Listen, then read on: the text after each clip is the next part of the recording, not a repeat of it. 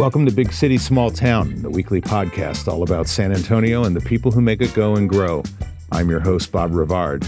Our guest today in the continuing series of candidates seeking to become San Antonio's next mayor is District 6 Councilwoman Melissa Cabello Havrda. She's a third-term council member and a practicing attorney with her own law practice. Councilwoman, welcome to Big City, Small Town. Thank you so much for having me. It's a and pleasure. I hope it's okay to call you Melissa as we move on with the conversation and introduce you better to our audience. Let's start by telling our viewers and listeners more about yourself and your background and family, education, and what propelled you into public service, even as you've practiced law, taught community college law students, et cetera. Yes. So I'm born and raised in San Antonio. I'm very proud of that. Native daughter of San Anto. I grew up on the west side of San Antonio. My parents grew up in the inner city. My mom went to Fox Tech. My father went to Lanier. So the Chili Bowl was always kind of a tricky situation for us. But I grew up far west San Antonio. I went to Taft High School. There's the San Antonio question. I'm a Raider. And very thankful that I had a wonderful public school education. I had parents who invested in me as far as my education and made sure that I was going to study. Back then in the 90s, they told you if you have to go to college or you die, right? Now it's a little different, thankfully. But I was the first person in my family to not only graduate college, but receive a doctorate. I have a JD, and I'm, as you mentioned, currently an attorney. But nothing was ever handed to me, right? I really had to work very hard for everything. I was a food server in college, bartender. That's how I got through college. It's how I paid the rent and ate. And I'm really, really grateful for all those experiences because every conversation I had, every table, every time I had an interaction with somebody, I learned a little bit more about my city. Even being born and raised here, you think you know everything about your city, and then you do something like that, or you're in elected office and you realize there's so much more to learn. So I decided to practice disability law. I feel really strongly about the special needs community, and it's something that I had a passion towards. So I went that route. Before I went to law school, though, I worked for Ed Garza when he was both in District 7 and then he was mayor. He's now my treasurer, and learned a lot about what a mayor should be as far as leadership, convening people, reaching consensus, that sort of thing. And then I went to work for, when he was about to term out, I went to work for the San Antonio Parks Foundation under Mayor Emeritus Lila Cockrell. And I really learned a lot about politics. Strangely, I learned a lot about politics working for a nonprofit. Of course, I have a passion for parks and green space. And so that was exciting. And at the time we were working on, we were just starting the work on the Japanese tea garden. So it's really exciting to see everything that's been done with it now. But I learned a lot from Mayor Cockrell about being a woman in politics. And I never saw myself running for office, but she would always say to me, when you run for office, and I would say, Mayor Cockrell, I'm never going to run for office, don't worry. But all those experiences together, of course, with school and my law practice, talking to real San Antonians, led me to want to go back into politics. And I ran for District 6. Ray Lopez termed out in 2017, and I ran for that seat. There were 8 candidates, and I made it into a runoff with Greg Brockhouse. And 2017, I lost. And I knew the very next morning, I woke up, I was taking all my signs down because I don't like the litter. And I realized that I really wanted to do this. I really wanted to serve my community. And you learn so much more about losing than you ever do winning. And so I learned a lot about myself. And 2 years later, in 2019, I ran again for District 6. And thankfully, the citizens saw fit to elect me. And I've been representing my home district since then. Well, thank you for, I didn't know about that connection that you had with Mayor Lila Cockrell, yes. and we miss her. She was a pioneer. She was. And people don't realize how difficult it was in her generation for a woman to get ahead. Yeah. And she was the first woman to lead a city of 1 million people as a mayor, which is quite an accomplishment that we should remember in San Antonio. If you indulge me, I'll tell you a quick story about her, Please. if you don't mind. Yeah. So she used to like to go to Shiloh's. We used to office right next door. So we walked over there to have some soup one day. And she said, Melissa, if you ever run for mayor, and I told her, Mayor, I'm never going to run, or not mayor, if you ever run for office. I said, I'm never going to run for office. Don't worry. She said, sure. If you do, though, use your full name. Use Melissa Cabello Havrda. And I was like, of course, I've always used my name professionally. And she said, when I first ran, she ran as Mrs. Sidney Cockrell. So she was a council member. And if you look at old buildings when they were erected when she was on council, it says Mrs. Sidney Cockrell. So how far we've come, right? So fast forward to I'm running in 2019. And I used my full name, of course. I know it's a mouthful, but she said, I saw her at an event and I went over to her. I said, "Hi, Mayor Cockrell. I don't know if you remember me." And she turned quick as a rabbit and said, "I thought you were never going to run for office." And I was like, oh my gosh, this woman is a genius. But she taught me a lot of lessons like that. So she told me that when she first ran for mayor, she had to wear white gloves to all the events because that's how it was expected that women dressed. Yeah. Can you imagine? And it wasn't that long ago. What a different world. Yeah. Anyway. Well, I want to ask you about this mayor's race before we go any further, because there's 27 people on the ballot, voters who admittedly in local elections are the best informed voters. And we're lucky to get 15% of the registered voters to even turn out. Yeah. But nevertheless, they're going to be looking at computer screens with lots of names on them, and they're going to have to move through those screens to get to all of the candidates. I'm not sure what number you are. I'm number 25. So there you go. Yeah. Remember the year, 2025, I'm number 25. I like the way every candidate is trying to make their number more meaningful. Your little shtick, you know. I admire that. But it seems to me that we're acting like a small town, not a big city, with this $100 fee. And people talk about accessibility. I frankly don't want somebody that's working poor and struggling to get through in life running for mayor. That individual probably does not have the ability to campaign, much less govern or lead. So I'd like to see that change to where we only have credible candidates running. But I wonder if you agree with that, or if you want to stick with the current system. I don't necessarily want to stick with the current system. I do think we need a better vetting process. I don't necessarily agree that we should raise the price of it, right? We do want working class San Antonians to run for office if they have the capacity to do so. To me, it's more of a civics test. Do you understand the form of government that we have? Have you been involved? Do you live in the city, and have you lived here for a certain amount of time? Because right now, I think it's something like maybe 6 months, or maybe mayor, it's maybe a year. You have to live here longer to become a municipal judge in the city. You have to live here longer to become an employee sometimes, right? So I do think that the length of time, some engagement. Now, where those parameters are, I think we'd have to decide that as a community. But I know that there's a number of people running, not just for mayor, but for office, that didn't even know the form of government we have. And that's just like kind of jarring to me as a San Antonian, not as a candidate, right? And to know that people will vote for them because they see their sign or they like their name or whatever reason, it's a little frightening, considering how few people do vote, unfortunately, in our city. So we have two candidates that are receiving hundreds of thousands of dollars in political action committee contributions from outside the city and indeed outside the state. You and other candidates, both those on the council and those running off the council, are limited to $1,000 contributions from individuals or businesses. How do you feel about outside money coming into play such a prominent role in local elections? I think it's unfortunate that it's becoming such a prominent thing. If it was, some money or some support, I understand that. I mean, a lot of people have connections outside the city. But as somebody who has spent my entire life working, raising my family here in San Antonio, I've spent my civic life here in San Antonio. It's kind of disheartening because I've not been in DC. I've not been in Austin paying attention to other things and developing relationships outside my city. I've been in San Antonio doing the work. So to be sort of punished for it politically is difficult because, you do good work in your city and you expect people to see that and to understand what you're doing. But then when it comes to campaigning, you loan yourself $300,000 or you've raised $300,000 from DC money or from PACs. It seems a little dirty to me, frankly. I do trust San Antonians. I believe that they will see through that. And I have to believe in the process, but I'm not going to skirt any rules. I'm not going to try to get this, this kind of money that looks like it's not transparent. And I do pride myself on transparency and accountability. So I think that it's really up to those candidates to explain how they're using that money, where they're getting that money. And more importantly, it's up to San Antonians to ask them that, to understand where it's coming from and why it's coming from those places.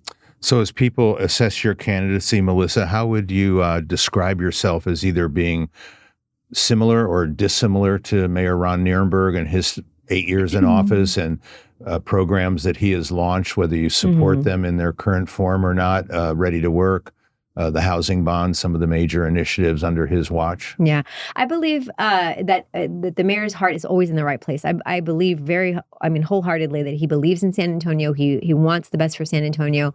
And I think he makes his decisions based on that love for our city. And that's how we're similar. I will always make decisions based on not just my love for the city, but my communication with the city. I think that may be where we differ somewhat. I very much believe in a public input process, and I'm sure he does too, but in practice, it hasn't always happened. Look at our charter review process. The mayor solely came up with the charge for the Charter Review Commission to review different aspects of the charter. Aspects of the charter, and to figure out what we were going to put on the ballot. He not only that, but he picked the committee.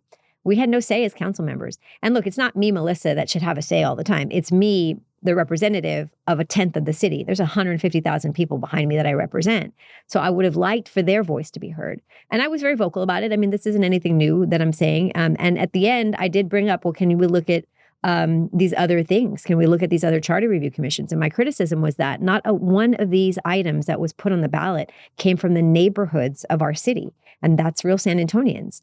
They had to do with council pay. They had to do with, term limits. That I've never, ever knocked on a door and somebody says, you should have a raise or you should have longer term limits. Maybe, my family, right? But not like nobody else in San Antonio was worried about that. They're worried about streets and drainage and the things that they see when they look out their front door. And that's what we're obligated to give to them, right? That's our goal. So I think that's where we're similar. I think there's a lot more public input process, even talking about Marvel, and the arena. I know those are two different things, but they're very much, dovetail into each other. I didn't see a big community process. Now you have some people having these big town halls, and I think that's great. But we should have started with that. We should have said, hey, we're thinking about this. Let's get community input. Let's have not just town halls, but more importantly, in my book, I don't expect people to come to me. I've got to go to them. So you knock on doors, you make phone calls, you go to senior centers, you go to where people are. And that is, I think, where we would have done that. I would have done that differently.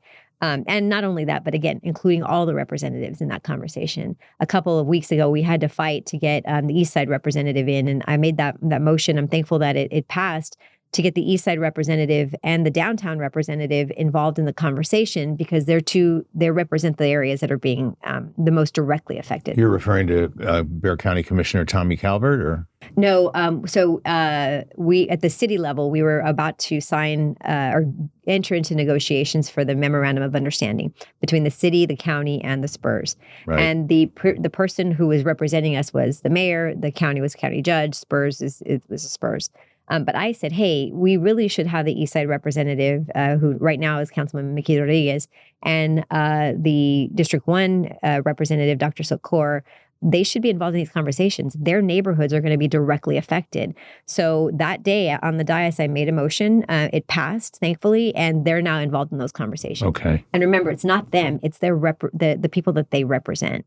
And we had to fight for that. I mean, I don't think that's cool. Marvel is the most ambitious public-private partnership that I've seen proposed in my decades here in San Antonio, with a price tag that probably is in the $4 billion range, and about $1.5 billion of that would be the arena. One of the things that has not been negotiated publicly, obviously, is the private sector contribution from the Spurs owners, how much they're willing to invest, and how much taxpayers, whether they're people visiting our city or whether it's people that are living here, are going to pay. And I wonder if you have reached a sort of, personal point of understanding on what you think would be fair. I think it's at least 50%. I mean, I think that's what a lot of us have been talking about. But to me, I know that they're looking at the venue tax. The county's looking at the venue tax, and that's a tourism tax, right, visitor very tax. Bluntly.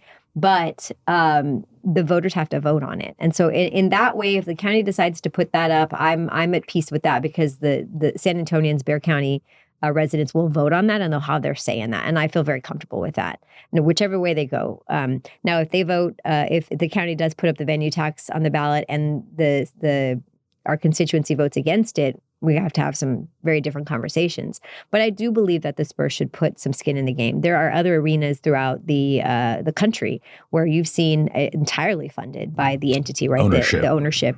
But I mean, I don't think it's it's necessarily that's a route we have to go, but there has to be some give and take. If we're asking for a venue tax, if we're asking for public dollars that are going to be put into the infrastructure for Marvel around the arena, then we have to ask them to put in some skin in the game as well. And I know that we've seen it time and time again. It happened in my own district. We have Nelson Wolff Stadium.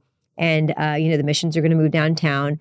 And there's something like 42 acres around there. So at first I was really upset and I was fighting tooth and nail, like, you're not going to take baseball from the West Side. I was really upset.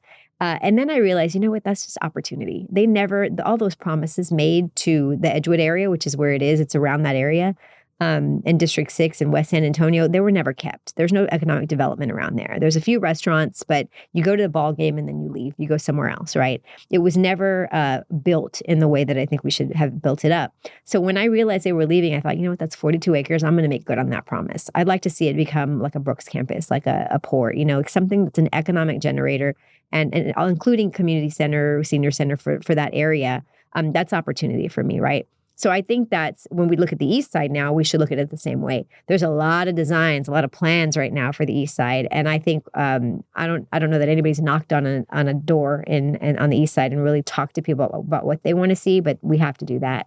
So going now back down to downtown, we have this history of not fulfilling those promises, right, to the neighborhoods around these arenas.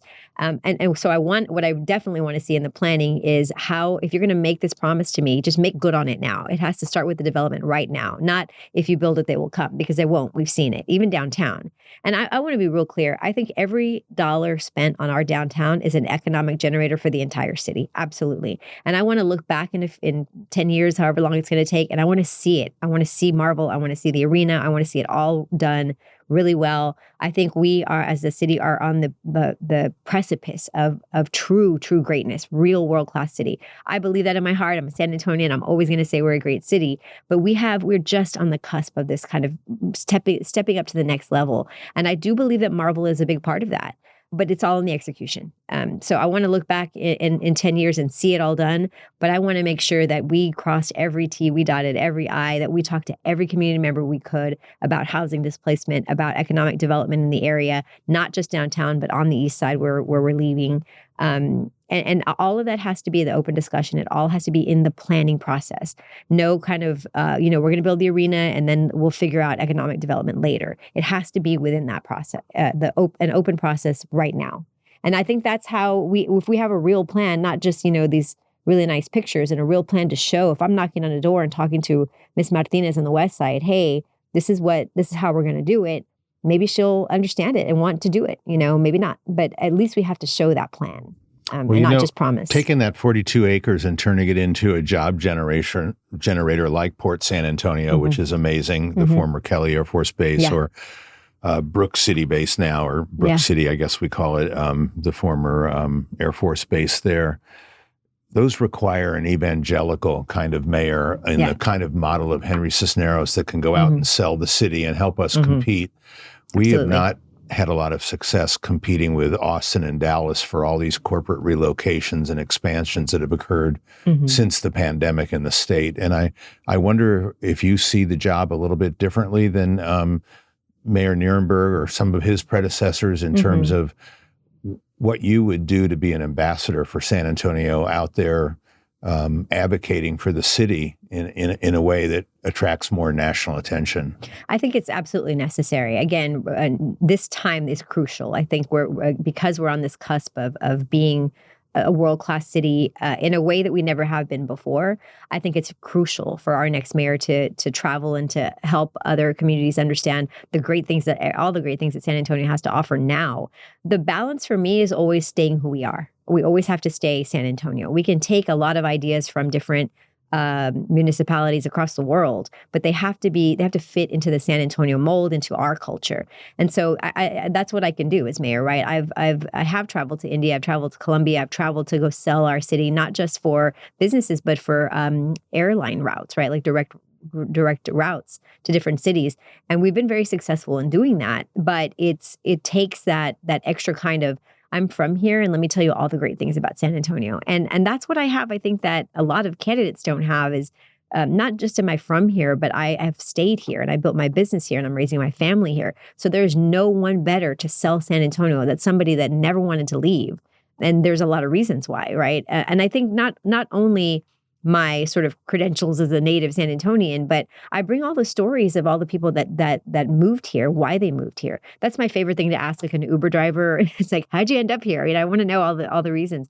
And always it's I came here one time or I stayed here for a little while and I just fell in love with the people, right? I am the people of San Antonio. You are the people of San Antonio. Us going out and selling the city, there's nothing that can replace that.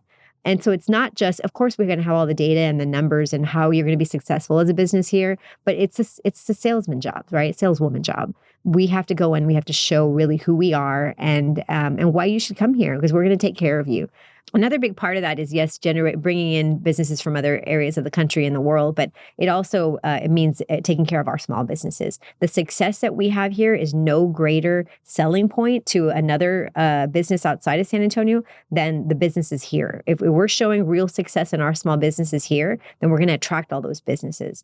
I do very much believe in staying in San Antonio and keeping your head down and working, but that's what I've been doing for 6 years as a council person. It's time for me to break out and go and do that extra work that's required of our mayor. One of the recurring messages that I hear from small business, Melissa, is how deeply frustrated they are with the Public Works Department of San Antonio and the street improvement projects. And we're seeing the city now spend untold amounts of money to put a Band-Aid on South Alamo for a 5-day basketball tournament. People that have lived through the Broadway redevelopment, North St. Mary's. These are projects that all took sometimes double and triple the time that was predicted, and they're over budget. And that's the case right now with South Alamo. We've had the Public Works Director's resignation or retirement, rather, just announced last week. I wonder what a different approach you would bring to that, because it's enormously frustrating, and giving small businesses token sums of money doesn't begin to make up for many of them are actually on the cusp of losing their business because of these projects. And have lost. We've had a lot of small businesses close because of construction. I'll never forget, it was a few years ago, a gentleman, a restaurateur, came to council and just yelled at us. And it was jarring. I was like, whoa, what? That must have been Luis Barrios. I know, it was Augie. It was Augie. Okay. Yeah, famously the barbecue. came to, barbecue. And I mean, that was kind of the first I'd really understood of it. So I right away went into action. I passed, proposed a policy that passed called the Responsible Bidder Ordinance. And it's kind of like a pipeline, solution, but it happened so much that it was really causing a lot of these problems in our city. But when you have a low bid in our city, if there's a low bid request for proposal, you bid low, and you bid the lowest, hands down, you get the contract. You don't have to have experience. You don't have to be from here. There's no other points. It's just low bid. So over and over and over, we were hiring the low bidder, and they were doing change orders to raise the price. They weren't responsive to the city. They weren't responsive to the community. They were doing bad work. And then here comes another low bid, and they bid low, and we hire them again. If you and I needed to do work at our businesses or our homes, and we hired a shoddy contractor, we don't hire them again. The city was doing it over and over and over. So my policy proposal was to punish the bad contractors, right? And I'll tell you, it's funny because the good contractors were really excited about this because now they could fairly bid. But what happens if you do bad work, and it was happening on Old Highway 90 in my district, you do bad work, you take too long, whatever it is, and the contract is done, and you come back and bid, well, they assess you, right? You get put on what I call the naughty list. So if you're a contractor that has not met this criteria, you don't get to bid for another 3 years. And after that 3 years, you have to come back and you have to show how you cured these defects. So we're eliminating these bad contractors that have been doing bad work on throughout our city, or taking too long, or raising the price. And so that's, again, a pipeline solution. And I like to think if we'd had that 20 years ago, maybe some of these issues wouldn't be happening. But the more immediate solution is 20 years ago when I worked for Ed Garza, we erected the One Stop Development Center. And that was like innovative because you used to have to run all over the city, all over to different offices to get your permits, to get, everything you need to start a business. And you had the one stop, right? It was literally one stop, you get everything. That was 20 years ago. And we haven't innovated since then. Think about the early 2000s and today, getting permits, opening a business, not even always brick and mortar, right? all of this stuff should be online. It should be forms that you can, uniform forms that are online, that are digital. There's not really a reason to have to go in, maybe for some things, but not everything. And not only that, but hiring inspectors. When you I guess order an inspection, right, to come look at your facility, you should be able to arrive within a window. You know how frustrating it is when somebody comes to service something in your home and they don't arrive within the window. That's happening. So every moment you spend away from your business is another dollar you're out. So we have to be more user-friendly as a city. I have a slew of solutions for that, but it really is overhauling not just public works, but that one-stop development center just to be user-friendly. It's just not user-friendly anymore. That I hear in spades from people. It's nice that everything's under one roof, but that one developer told me the culture there in the city is still, how can we not help you? Yeah. And I hear that. How can we help you? And I want to be clear, city employees are hard workers and they're the backbone of our city. But when you have that culture in an area, it's hard to break that, right? So I say break it up. I say let's put it as much as we can online and have that kind of one-stop be more of a virtual one-stop. It's just not who we are anymore. Again, this was 20 years ago when we erected this site. It's time for some change there. But not just that, but I think we should do like a secret shopper. Like when I was working in restaurants, you used to have a secret shopper and you were like, you had to just always be on your game because you could have the secret shopper. I think we should do that with not just a one-stop, but other areas of the city. It's not to catch anybody in anything. It's just to make sure we're developing and giving the best customer service we can as a city. The city is a business like any other one. And to be successful, we need to be user-friendly. We need to be customer-friendly. And so I bring in that old kind of, mentality from my early days waiting tables and just how can I help you? And we should be bending over backwards as much as we can, especially businesses coming out of the pandemic. They're still very much affected. Construction, our small businesses are in a bad way now.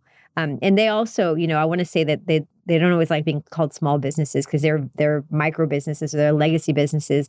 But we also have to talk about, I think we do a really good job of helping you start a business, but keeping that business open is a different thing. We can't just kind of, here you go, launch, cut the ribbon, everybody's happy, and then we walk away as a city. We should be there to help mentor you. So even teenage businesses, or they call like second stage, that's, I think, where we should spend a lot of our time and money and energy. Let's talk a little bit about public safety, because I think every candidate automatically puts that because it's high on everybody's surveys of public opinion and so forth. But what has your experience in your district informed you as opposed to somebody that's from San Antonio, but actually representing constituency? What do you think that we can do that we're not doing in the realm of public safety? I think we could be a lot more innovative. I do believe that we have to have enough police officers and we have to make sure they have the equipment that they need to do the work. Absolutely. And we're growing. So, that number is going to keep increasing. I have no kind of issue with that. But we're not being as innovative as we could be. There's so much rhetoric around policing, especially in the last few years, that we spend a lot of time and money and energy on either, supporting it or some people maybe not supporting it, right? We need to talk about lighting. Bad guys don't want to be seen. It's a very simple concept, but its data has shown that it's the National Institute of Health did a study that lighting is a deterrent. It's a real deterrent. I have one of those community boxes in one of my neighborhoods that kept getting broken into over and over and over. So the neighborhoods were calling me. They were really upset about it. The first thing I do is call the Postal Service. And then, not my problem. They were blaming on the HOA. Then I called the state. I'm calling everybody, and everybody's doing this, right? So I was like, all right, you know what I can do? I can put a light post up right next to it. So we did. We put a light post up right next to that community box. And to this day, it's never gotten broken into again. It's a real deterrent. And that was a lesson to me. Also, mental health. When the mayor allocated our ARPA dollars, our COVID dollars to different committees, I chair our public safety committee, and he gave us $26 million to spend on public safety. So every single dollar of that, I shepherded into mental health. Because there was just so much, especially at the time, think about kind of the height of the pandemic. I'm a disability attorney, right? I fight every day for people with special needs. And the hardest thing to prove is our mental health conditions because they're not visible. So there's still very much a stigma But if you think back the last few years, a lot of that has lifted. So I think talking about mental health, funding nonprofits that are doing mental health work, that has really helped. And we have the SA Core team now, and it started off as a pilot program. It was 9 a.m. to 4 p.m, one team. And if you're having a mental health episode, or your neighbor or your loved one, you call 911, you can say that they're having a mental health episode. The SA Core team would go out. And they included a police officer because sometimes it could get dangerous, but they're social work. They're people trained in de-escalation, trained to understand the mental illness and helping not only de-escalate the moment, but helping to understand that these are the places that you can have treatment, show them some resources. And then even after that, calling back and saying, hey, how are you doing? How can we help you? And again, it's like we should do with businesses, staying in their lives as much as we can. That's going to be another deterrent to crime. That's going to stop, maybe even some negative interactions with police or city employees. Now, if you call and there's a knife or a gun involved, that's different, right? There's going to be a gun and a badge at your door. But this is not front facing. We've grown that now to 3 different teams. They're around the clock. And that's great, but it's still not enough for our entire city. So every dollar spent on mental health, I think, is also a dollar spent on public safety. Well, I feel really strongly about that. I see those mental health teams working very effectively downtown, particularly with vagrants and homeless people, and approaching those situations with sensitivity. Yes. But when you talk to police officers, what they'll tell you is their frustration is they don't have anywhere to take some of those people other than the jail. And which is not where they belong, and it won't do them any good. Yeah. I'm wondering if you favor not only a continuation, but maybe an expansion of the housing bond in a way that would create more transitional facilities, more beds for people that obviously have addiction issues or mental health issues or both. Yes. But we don't want to incarcerate them. Absolutely. I used to serve on the Bexar County misdemeanor wheel, which means I would help indigent clients, people that couldn't pay for attorneys, in misdemeanor cases. And I would see a lot of times very young people with mental health issues would get arrested for trespassing on downtown restaurants that would be sleeping in the doorways. And a number of times they had mental health issues that were so transparent. I'm not a doctor. I can't diagnose anybody, but you can tell when somebody's got a real issue. Over and over and over, I was asking the judge for psych evaluations, and over, they were coming up with, they have diagnosed impairments. So what would happen is when I would say, okay, well, because I care and I have access to these resources, I'm going to talk with them about once they get out of jail, let's figure out how to get you into resources. What would happen is the judge would let them go once they got the psych evaluation. There's no way to contact them. And I think about a number of them all the time because I wonder. And one of them I'll never forget, he was a very young man. It was his 11th arrest. He was just going in and out, in and out, in and out. And by the time I was representing him, that's the first time he got a psych evaluation, number one. But then again, they just kind of let him out on the street. I'm not blaming any judge or any system, really. It's just a system that's not set up to support. So we have to have these beds. Sounds like it's broken to me. Well, yeah, no, it is a broken system. I just can't blame the individual, right? We have to figure out how to fix the system, right? So a lot of that is we don't have enough mental health beds. We don't have enough care in our community.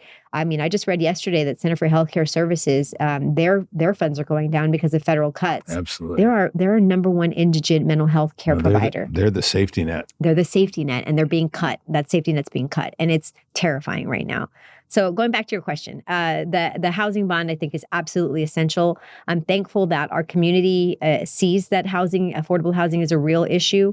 In the 6 years I've been on council, we do a budget survey every year. And it wasn't until the last 2 years affordable housing started showing up at the top of those lists. So I'm thankful that the community is behind it.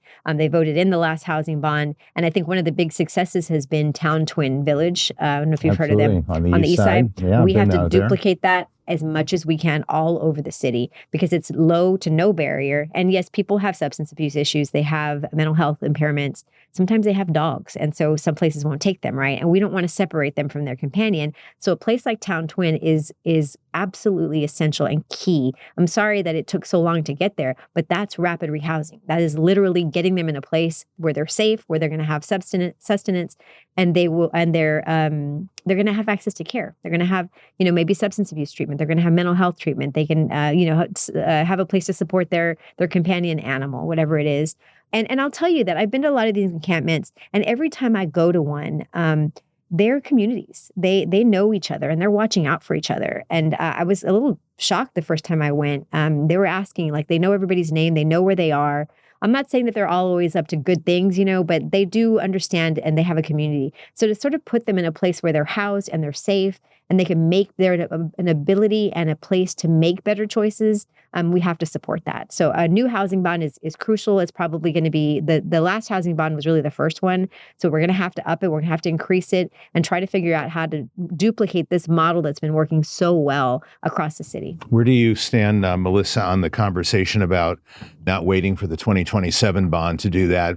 But I know that City Manager Eric Walsh is looking at a possible earlier election, maybe as soon as November, with a freestanding housing bond. I would love to do that. I think we have to. At this point, we're in a crisis with affordable housing. And now I'm not just talking about our homeless population. Think about people that are getting evicted, or they're not yet on the streets, people that, especially young people who are kind of couch surfing, right? Like they're also unhoused, right? Domestic abuse victims. Right. We have so many people in such a population that needs that care and help, that we should do it as soon as possible. If you were mayor, would you support telling all 10 council districts you're all going to participate in expansion of workforce and affordable housing, and you're not going to protect your districts against in support of NIMBYism and saying that only a couple of districts that are minority dominant populations have to accept that kind of housing? Absolutely. I mean, that's a message and that's the role of the mayor, is to bring people together, to lead them, to convene them. And you will have, every district is going to have NIMBYism in one form or another. I think a lot of it, though, is really up to the execution of, we can talk about developers, right? Because there have been developers that have done this right. In my district, you don't come in to do anything, to open a business, to start a new development before talking to the neighborhoods around you. We sit down at a table. What does the neighborhood want? Don't cut these trees down. We don't want a wall here. I had one business that moved in and all the neighbors wanted was like a shrub to kind of mitigate some of the sound it's that simple, right? But you have other council members that maybe aren't doing that, or you have developers that are not willing to talk with neighborhoods. And then you start to see that escalate, and it's a full thing at council, right? And it's very public and it's very ugly. But you always have to side with the neighborhoods. But just in my world, the reason I've never voted down affordable housing in my district is because I take that time early. We're going to make sure that we're all on the same page. We're going to figure out how it works for everybody, and we move together as a community. So thankfully, I've not had to do that in my own district, but of course it happens in other places.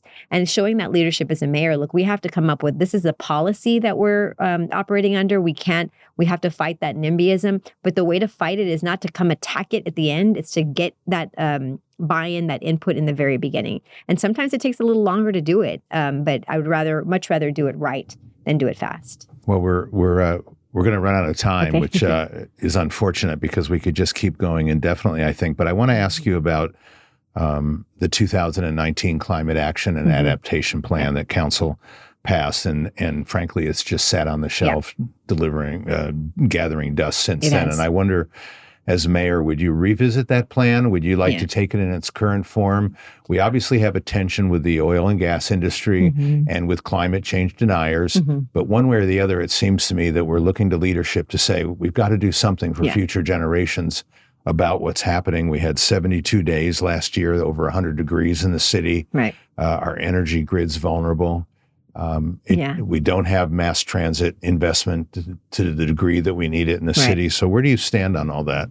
I think that San Antonio has long been sort of complacent with climate action because we've felt anyway that we're somewhat insulated from it. We're fine. We have all this great weather. We don't have hurricanes. We don't have and then Winter Storm Uri hits, right? And then we have the hottest summer in the history of the universe, right? And we keep having hotter summers.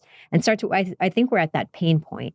I know that a lot of people already understood that. A lot of us saw that coming. We've never denied, that there's climate change happening. But when it's on your front door and you see it every day, it's different, right? So it was one of my first votes, as a matter of fact, in 2019 was the Climate Action Plan. And I remember former Councilwoman Ana Sandoval, she was the big champion of it, had a lot of conversations with her to understand it. And my understanding at the time was that we were voting in for me, it was like a analogy of a framework of a house, right? It's a house that's been framed, and it's up to the council and future generations to build the drywall, put the floors in, right? Build that house out.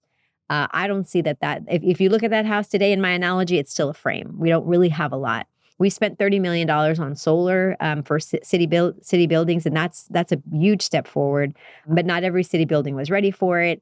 And in going through that process, I understood that we're not really doing an evaluation of every city facility. So I, as a matter of fact, circulating now a council consideration request that would look at every city facility and let's evaluate that, and let's see where are the energy deficits and how can we help them, because that's where we have to start, right, with just the city facilities. But we have to get more aggressive about it. And I'll tell you that right now I'm having trouble getting people to sign that CCR because there are outside entities saying, I don't want you to do that to my business. I don't want that to happen in my area. So it's like a NIMBYism in a different way, right? A climate NIMBYism.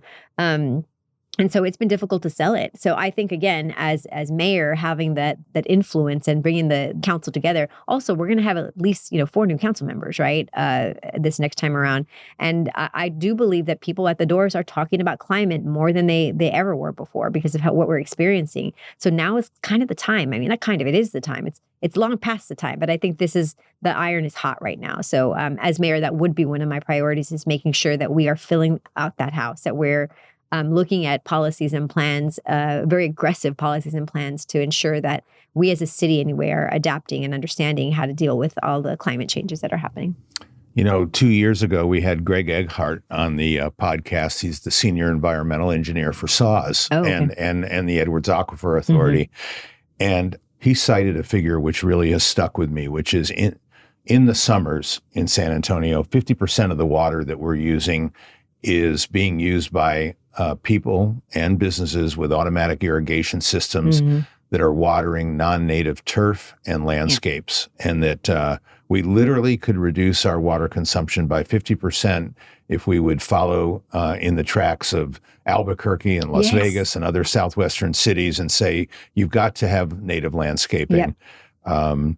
We're now approaching the possibility of the drought becoming a record drought. Mm-hmm. It's been 6 years running.